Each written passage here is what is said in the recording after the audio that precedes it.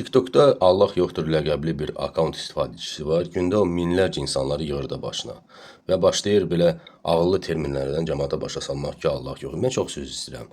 Bugün bizi üçə dəvət edirlər. Allah rəhmət eləsin ölənizə. Biz getməliyik ora. Sonra bu insanın 40 olacaq.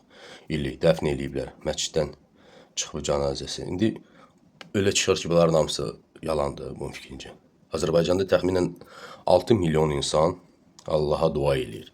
Çünkü o insanlardan Allah'a da alsalar, həyat insandan dünyaya gələn kimi yavaş-yavaş başlayır almaqdan nəysə. Vaxtını, can sağlığını, emosiyalarını və Allah'ı da alsalar bu insanlardan insanda nə qalacaq?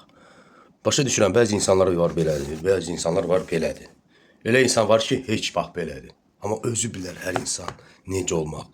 Sən isə bu insanlara deyəndə ki, sən ağ deyilsən, sən qarasan, o deməkdir ki, sən bir cümləni elə insanlara çatdırırsan ki, onlar sağlar sollara qarşı ilk öncə müzakirə çıxmalıdırlar. Sonra isə bu müzakirələr nə ilə bitəcək bilinmir. Bilirsiniz də, bir cəmiyyətin içində böyük bir sual ortaya çıxanda belə böyük bir sual axırı pis ola bilər. Ona görə mən dəfələrcə demişəm, belə müzakirələr qəti qadağaya qoyulmalıdır. Nəyə görə? Çünki bu bir protestdir. Protestin də nəticəsi pis olur. Xalqı indi çıxıb qınalamaq ki, Allah yoxdur. Siz niyə məscidlərə gedirsiniz? Niyə məscidləri tikirsiniz?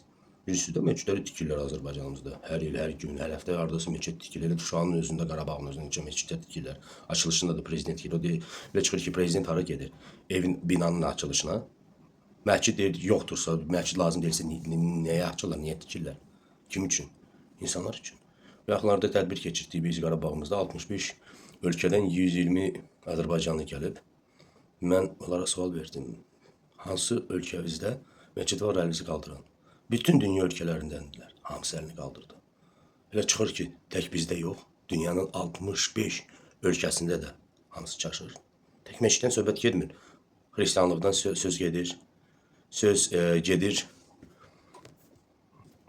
Yudaizmdən, Budizmdən, necə milyard var Kitayda, Hindistanda. Elə çıxır ki, bunlar hamısı səhvdilər. Bilirsiniz, sizin fikriniz ola bilər, siz inana bilərsiniz, anlaya bilərsiniz.